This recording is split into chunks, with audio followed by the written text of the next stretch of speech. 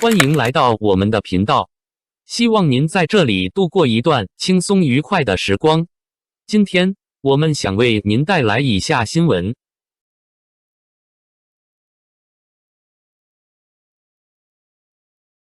零容忍维权，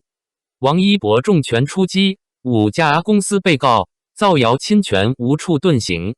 内娱最近再次掀起一波令人拍手称快的维权风暴，而这场风暴的中心正是长期处于舆论焦点的顶流艺人王一博。不同于以往不少明星对侵权行为选择隐忍或低调处理，这一次他选择彻底发力，以一种几乎毫不留情的姿态全面开启维权行动。从肖像权到名誉权，从线下企业到线上黑粉，双线并行，同步推进，整个过程干脆利落，节奏清晰，给外界留下的最直观印象就是4个字：绝不姑息。看完整个事件的发展，不少网友都发出同样的感慨，这波操作确实治得太对了。作为内娱公认的顶流之一，王一博的商业价值与公众影响力早已无需赘述。从影视、综艺到音乐、舞蹈，再到时尚、品牌合作，他的个人 IP 早已形成完整且稳定的商业生态链，手握包括 UGG、Lacoste 在内的30多个高端品牌代言，其代言领域横跨服饰、美妆、日化、科技等多个行业，几乎覆盖消费市场的各大板块。换句话说，它不仅是流量的代表，更是商业转化能力极强的稀缺资源。然而，也正因为这种极高的曝光度与商业价值，使得它成为部分不法商家眼中的流量捷径。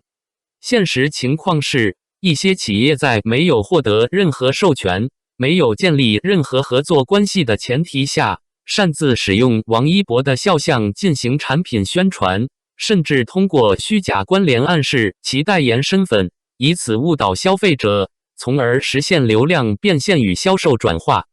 这类行为本质上就是典型的搭便车，利用明星影响力谋取不正当利益，不仅侵犯了艺人的合法权益，也严重扰乱了市场秩序，损害了消费者的知情权与选择权。面对这种愈演愈烈的乱象，王一博团队此次没有任何妥协空间，而是直接选择以法律手段强力反击。据重庆两江新区人民法院在3月发布的最新公告显示，王一博方面已正式起诉包括东阳市杰创日化、金华知道纺织科技在内的5家公司，指控其未经许可擅自使用肖像进行商业宣传。这些案件的起诉状已经全部送达相关被告单位，并将于今年5月26日正式开庭审理。也就是说，这不仅是一场舆论层面的维权，更是一场即将在司法体系中展开的正面交锋，最终结果将由法律作出权威裁定。值得注意的是，这并非王一博首次对侵权行为采取行动。事实上，在此之前，他的维权之路已经积累了相当丰富的战果，包括郑州酒药醉商贸、华乐生物科技、合肥新巨亮影视文化传媒等多家公司，均因类似的肖像侵权行为被依法追责。在这些已结案的案例中，侵权企业普遍选择了公开道歉、全网下架相关产品、支付经济赔偿，并承诺进行全面整改。有的企业甚至在声明中明确承认自身法律意识淡薄，整个过程堪称一场集体翻车的教科书式案例，也为行业敲响了警钟。如果说针对企业的维权行动是对商业乱象的整治，那么对网络造谣行为的打击，则体现了王一博团队对舆论环境的态度同样零容忍。3月1日，北京兴全律师事务所受委托，对微博、豆瓣等平台上多名长期发布不实信息的账号提起诉讼。目前，这些案件已经进入身份信息披露阶段，也就是说，那些曾经躲在匿名账号背后肆意造谣抹黑的用户，将不得不面对真实身份被揭示的法律后果。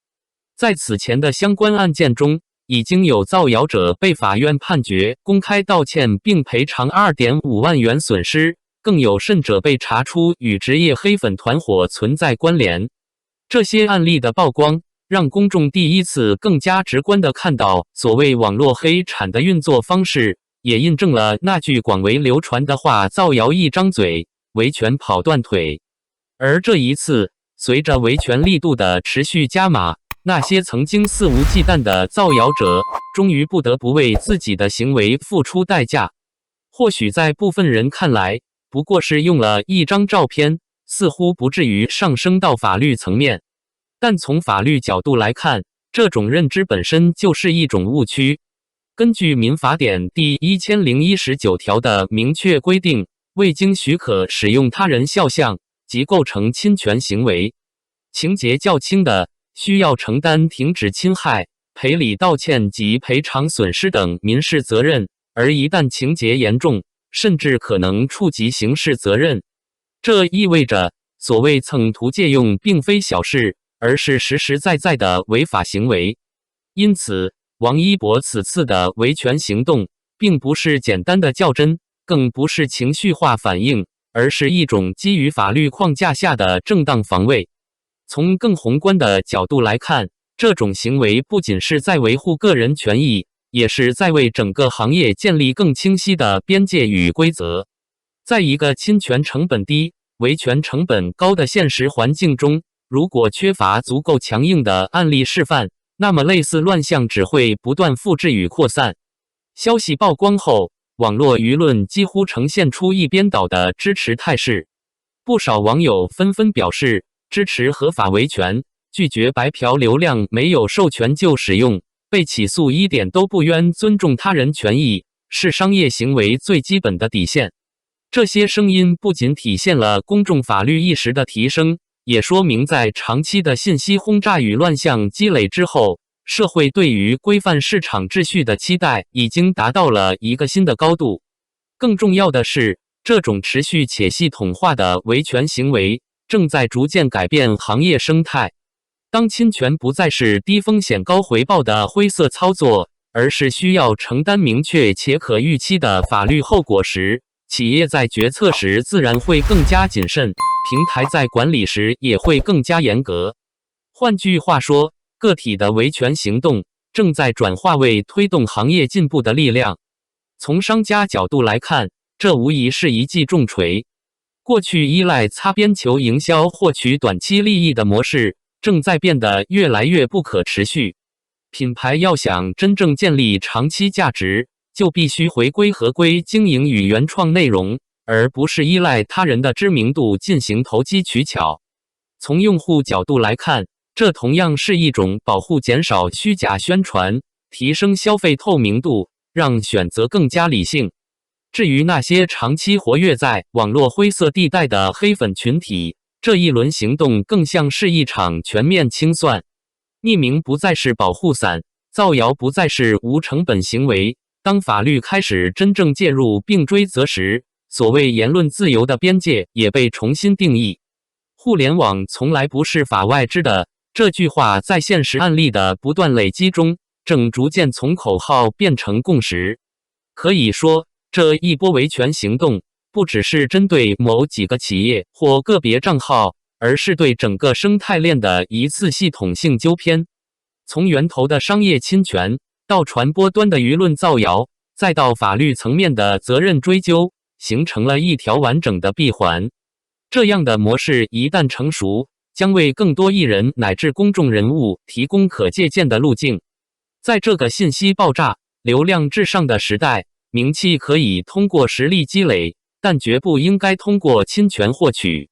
王一博用实际行动传递出的核心信息也正是如此，任何试图通过不正当手段蹭流量的行为，最终都将付出代价。而这种清晰且坚定的态度，也正是当前行业最需要的。那么问题也随之而来，面对肖像侵权与网络造谣行为，是否应该采取如此强硬的法律手段？答案或许并不复杂。当规则被不断突破，当底线被反复试探，唯有通过明确且有力的惩戒机制，才能真正建立起有效的约束。否则，所谓的宽容只会被误解为软弱。因此，从个体到行业，从法律到舆论，这场维权行动的意义早已超越事件本身。它不仅是在为一个人发声，更是在为规则发声。在未来，当类似案例不断累积并形成共识时，也许我们会看到一个更加规范、更加健康的娱乐与商业环境。对于普通观众而言，支持合法维权，其实也是在支持一个更加公平的社会秩序。尊重他人权益，从来不是一句空话，而是需要通过每一次具体行动去落实的原则。无论是企业、平台还是个体用户，都不应成为规则的例外。免责声明：本文所涉及时间、过程及相关信息均整理自网络公开资料，旨在传播正向价值与法律意识，不含任何低俗或不良引导。请读者理性看待相关事件，避免主观臆断及恶意评论。互联网并非法外之的，如涉及内容真实性、版权或图片问题，请及时联系作者处理。感谢观看视频。如果您觉得这条新闻对您有帮助，请记得点赞、评论并订阅频道。祝您生活充满正能量。再见，我们下个视频见。